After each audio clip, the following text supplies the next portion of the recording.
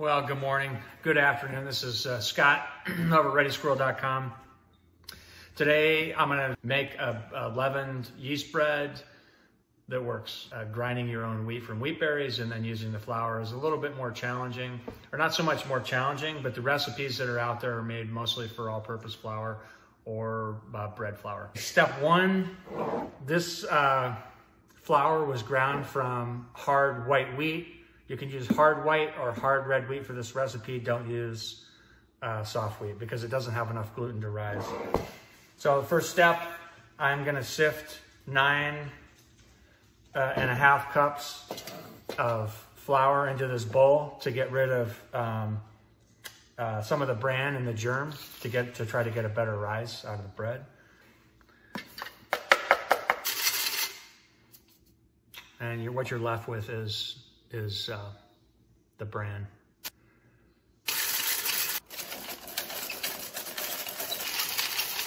Step two, I'm gonna measure out 9.5 cups of the flour that I just sifted into a bowl.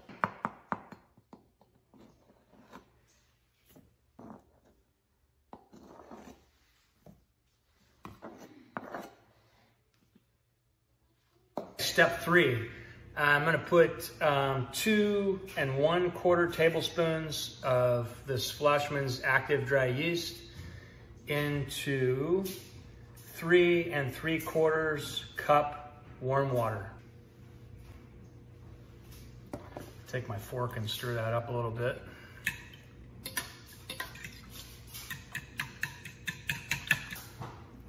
Healthy little concoction of yeast. I'm gonna put a towel over the top of that. And I'm gonna let it sit for 5 minutes and then we'll move on to the proof.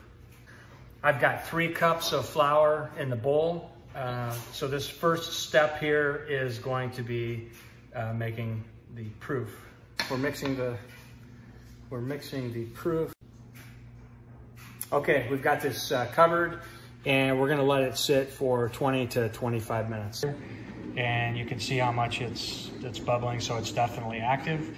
So the next step is I'm going to add an additional 5 cups of flour. That's gonna leave me 1.5 cups excess to kind of feel out the consistency of the dough and to make the best decision as to whether I wanna add it or not. Because you can always add more, but you can't take it out. Okay, the yeast has been proofing for about 25 minutes here. I'm gonna go ahead and add the 5 cups of additional flour here, start mixing it. Once we get this incorporated, we're going to move on to kneading.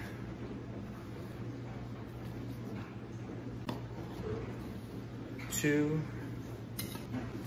3, 4, and 5.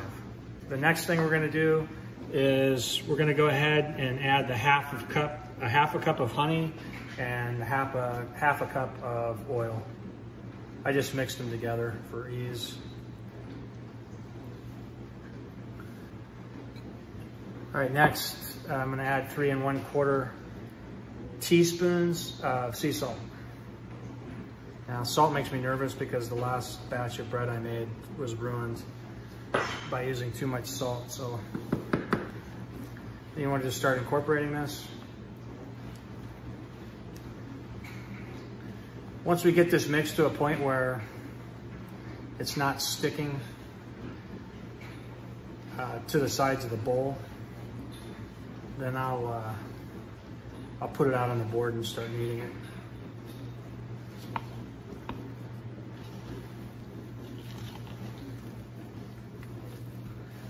Go ahead and get another cup of flour in there.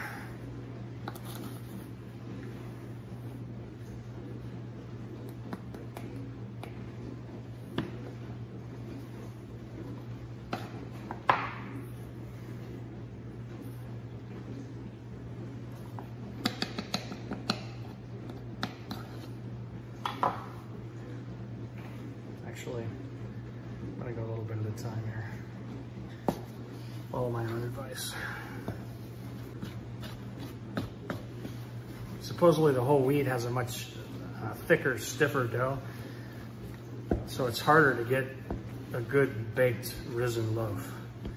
which can be attested to by this hockey puck, again, that I made before this. It actually was, I had a good rise on the counter, and I did a 2 rise on it, and I think I should have done a 1. This bread recipe calls for one rise, so hopefully it'll work better. There, I take this out and put it on the counter, start kneading it. Yeah, let's do it.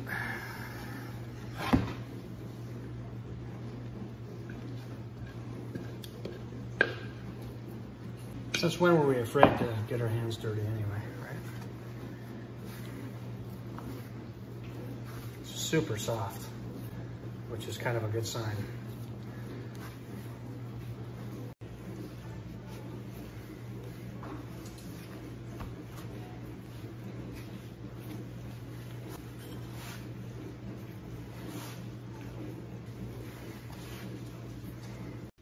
Okay, we got this all kneaded up, and the next step is going to be to divide this in half, approximately in half anyway. I'm just going to kind of eyeball it.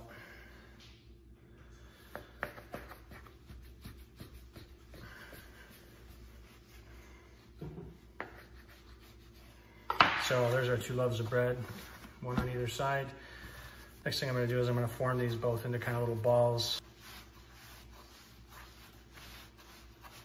Okay, let's try to roll this out into somewhat of a square.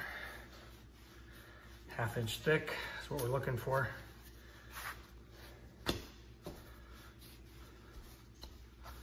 Give or take, doesn't have to be perfect.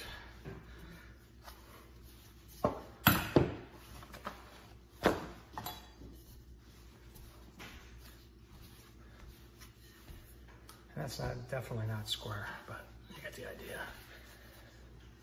Okay, fold one side to the center, fold the other side to the center. Then we're gonna just roll it. Roll it, pull it a little bit, roll it, pull it a little bit, roll it, pull it a little bit.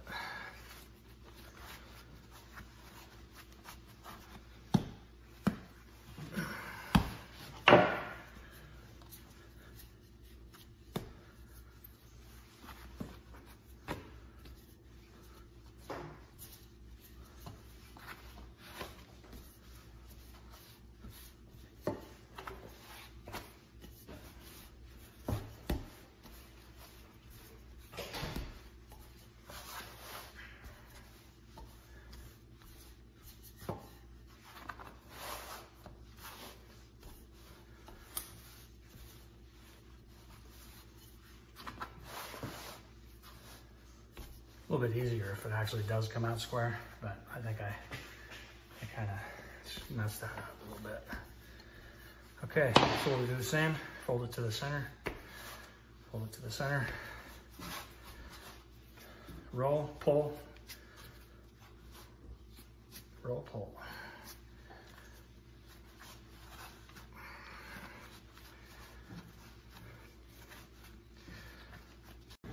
Okay, the next step, we're gonna let these rise a little bit.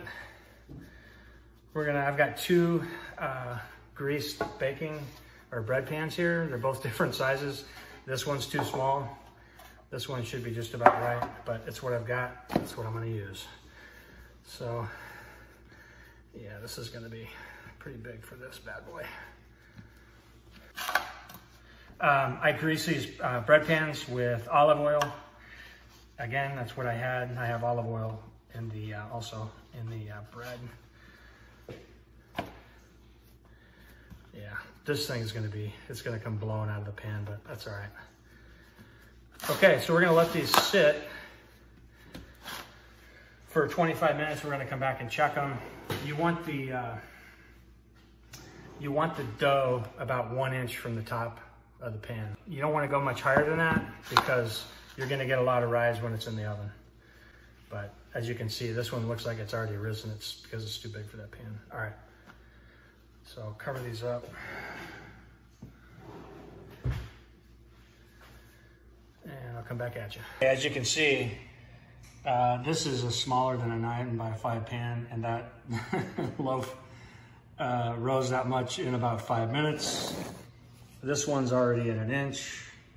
It's been about 5 minutes. These are gonna be ginormous loaves, but I'm gonna keep my fingers crossed that they taste better than this puck that I made yesterday.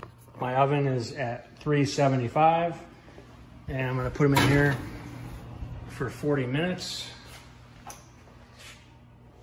And I'm gonna keep my fingers crossed.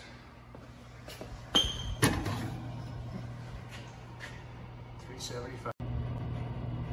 Okay, I don't know if you can see that. My bread, the one in the pan that's too small, is actually touching the light. Thank God it's not touching the actual element. I've only got a minute left on this bad boy, so I think they're looking pretty good. Well, there we have it, ladies and gentlemen.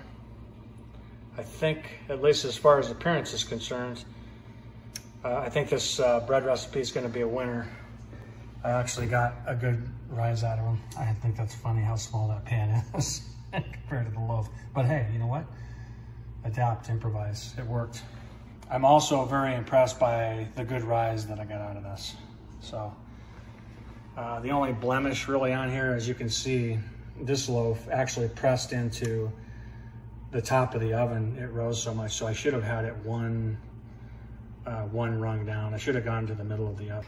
Next up, I'll be cutting it and kneading it. I'm gonna let this stuff rest for 10 minutes now. Here we go. Make sure I'm videoing. This is the moment of truth here. Oh wow, that's a lot softer than what I expected. Let's see what we got. This is the one that was in the pan that was way too small. I am not afraid of butter. All right, moment of truth. Doesn't matter what it looks like if it doesn't taste good.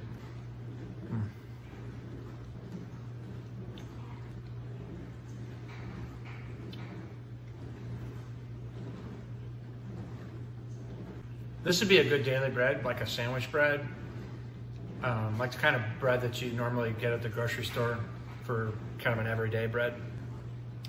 This is not an artisanal bread. This is not a super crusty, something you eat with, hard salami and cheddar cheese. Yeah, I'm starving too, so that doesn't help, but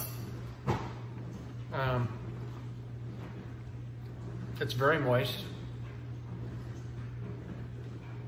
very soft. The crust is not tough at all. But, well, excellent. I'll be making this again. All right, guys, try it out. Let me know what you think. This is Scott with Ready to Grow. Delicious bread. Second time's a charm. Thanks, guys. See you next time.